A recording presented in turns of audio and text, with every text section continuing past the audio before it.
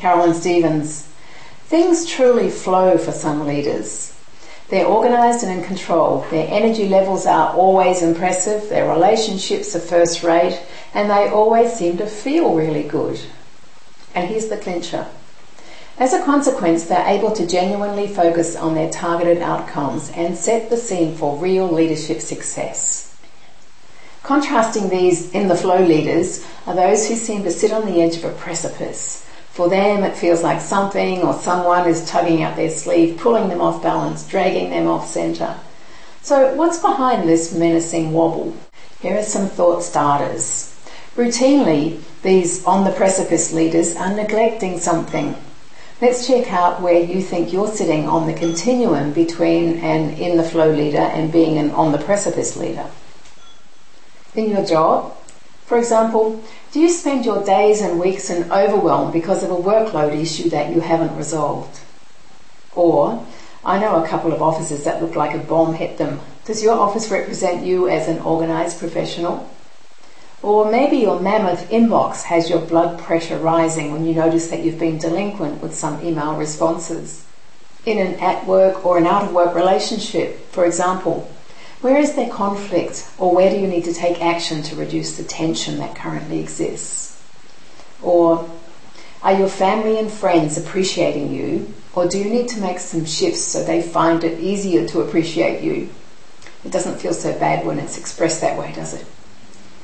Or do you habitually let your work colleagues, family and friends know that you appreciate them? Now that, and its ripple effects, not only have you both feeling good, it's healthy for productivity. In your lifestyle, for example, has your car caused you to be unreliable because it breaks down, or is it such a mess that you're embarrassed to transport a colleague to a business meeting? Or is your home filled with so much stuff that you have a difficult job finding things, like unpaid bills, for example?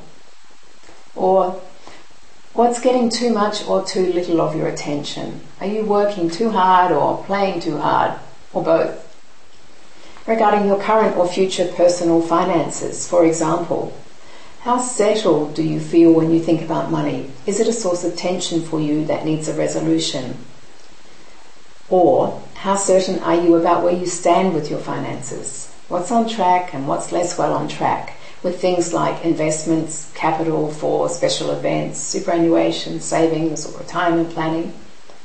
Or are you losing sleep because your current financial situation isn't going to cut it down the track when your personal income will reduce?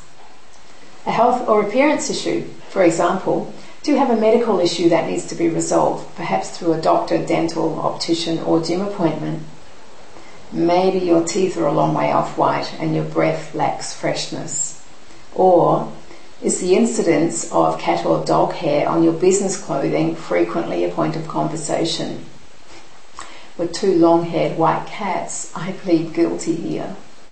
Trust me, neglecting these sorts of everyday issues will lead to disturbances that put you closer to the precipice end of your continuum. And you don't need to be constantly pulled off centre, held back from focusing on your targeted outcomes, do you? Your call to action is simple and straightforward, and it will be lucrative.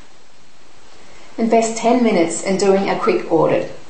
You could dedicate 10 minutes of thinking time as you're driving or walking or eating. Consider what could be pulling you off centre. Think about your job, your relationships, your lifestyle, your finances, your appearance and your health. As you reflect on where your stressors could be, take a position of curiosity. I wonder where, in my job, I could eliminate the uneasiness I feel. Which of my relationships could do with smoothing? Thinking about my lifestyle, what feels organised and under control, and what's more haphazard or a bit haywire? Financially, what is it that produces pressure or tension for me? And where could I spruce up my appearance? What appointments do I need to make to keep my physiology in tip-top condition? Be fussy, be fastidious, be tough as you do your wall-to-wall review of your life. Once you've identified your areas of opportunity, resolve to resolve them. Don't wait. Procrastination will stop you from being the leader you could be. Immediate action will have you feeling good, and being an organised, energised leader who's set for success. As always, give me a yell if you want support with any of this.